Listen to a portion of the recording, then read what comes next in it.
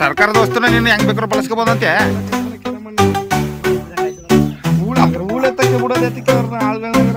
ಹಾಗಾದ್ರೆ ನಾವು ನರೇಗ ಕೆಲಸ ಮಾಡಿಸ್ತಾರಲ್ಲ ಅವ್ರ ಅದೇ ಅದಕ್ಕೆ ಬಿಡೋ ನೀವು ಹೇಳ್ಬಿಡ್ಲಿ ಬಿಡೋಗಾರ JCB ಕರ್ಕ ಬಂದ್ಬಿಟ್ಟು ಉಳಿಸಿ ಬಿಡ್ರಿ.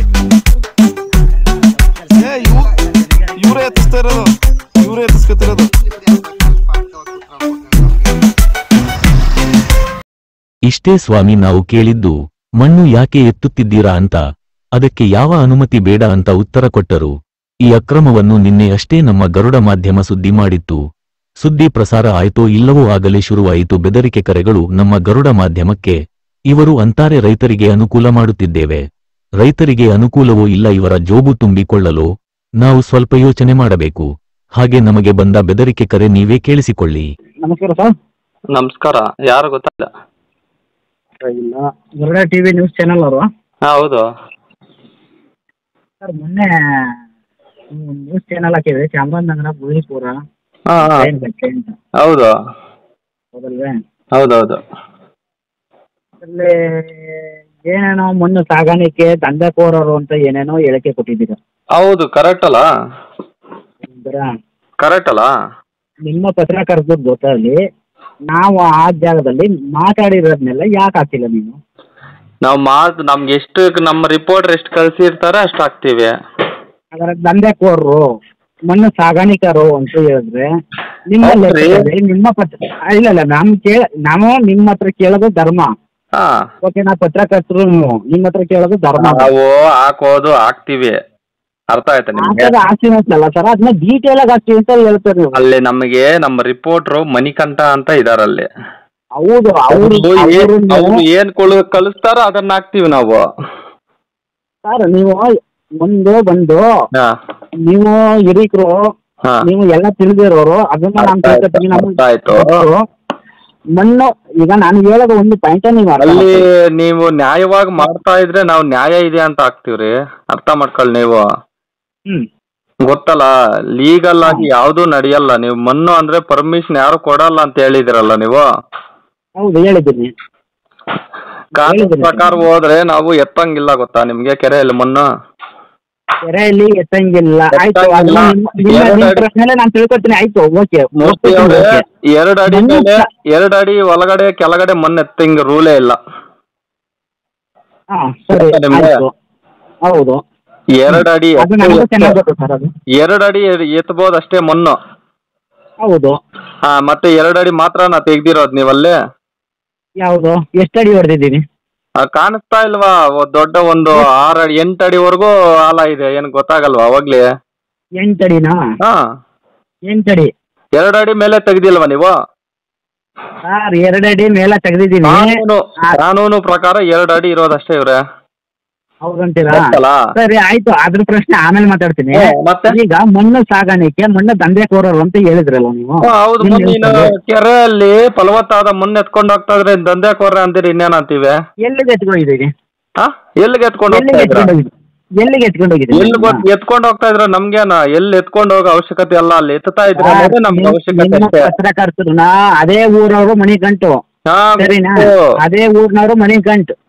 ಆದ್ರೆ ಬಂದ್ಬಿಟ್ಟು ಒಂದನ್ನ ತಿಳ್ಕೊಳ್ಳಿ, ಅದು ಬಂದು ಬೇರೆ ಕಲ್ಲು ಸಾಗಾಣಿಕೆ ಅಲ್ಲ, ಇಲ್ಲ ಅಂತ ಮಣ್ಣಲ್ಲ. ಅದು ರೈತರಿಗೆ ಉಪಯೋಗ ಆಗೋದು, ರೈತರಿಗೆ ಅದನ್ನ ಮುನ್ನಡೆಸೈತಿ, ಅದನ್ನ ತೋರಿಸ್ಬೇಕಾಯ್ತಲ್ಲ ನೀವು.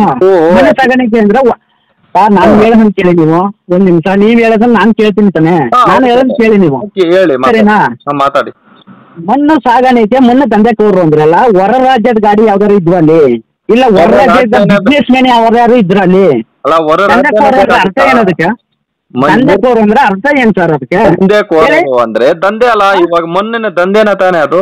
ನೀವು ಅದೇ ಇದ್ದಿದ್ರೆ ನೀವು ನಿಮ್ ನ್ಯೂಸ್ ಚಾನಲ್ ಅಲ್ಲಿ ಈಗ ನೀವು ಅದನ್ನ ಓಪನ್ ಮಾಡ್ಕೊಂಡು ನೋಡಿ.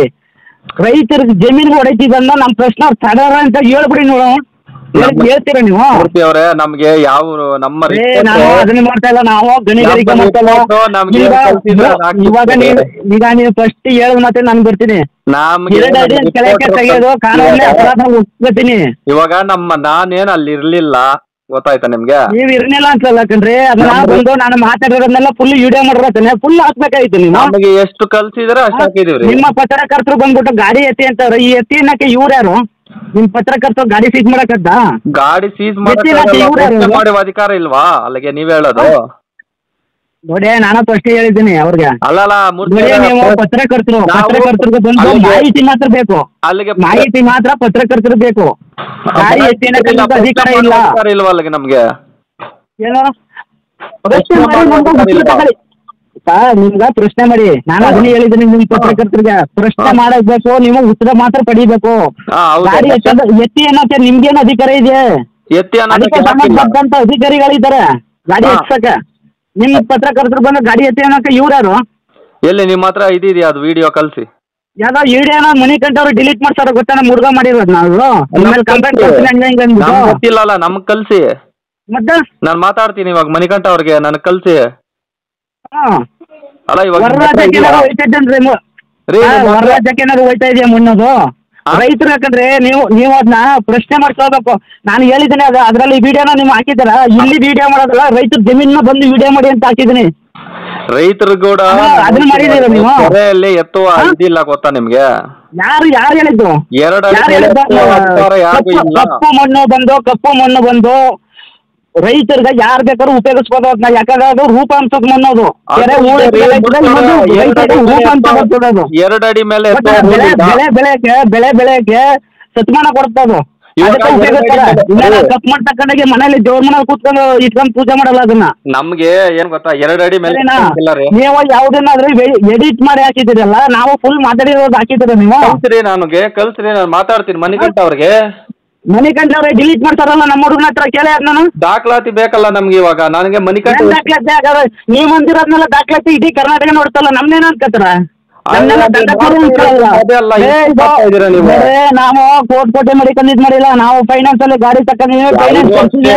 ಪ್ರತಿಯೊಂದು ನಾವು ಒಂದು ತುತ್ತನ್ನ ತಿನ್ಬೇಕಾದ್ರು ಸಾಯಂಕಾಲ ತನಕ ಬಿಸಿಲು ಒಣಕೊಂಡು ಗಾಡಿ ಓಡಿಸ್ತೀನಿ.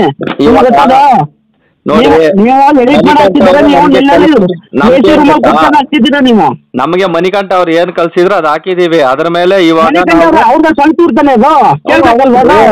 ರೈತರಿಗೆ ತೊಂದರೆ ಆಗಲ್ಲ ಸರ್ ಅಂತ ಕೇಳ್ಬೇಕಾಯ್ತಲ್ಲ, ಅವ್ರು ಮಾತಾಡ್ಬೇಕಾಯ್ತಲ್ಲ. ಮಣಿಕಂಠ ಅವ್ರನ್ನ ಲೈನ್ ತಗೊಂತೀನಿ ಹಂಗೇ ರೀ. ಯಾಕೆ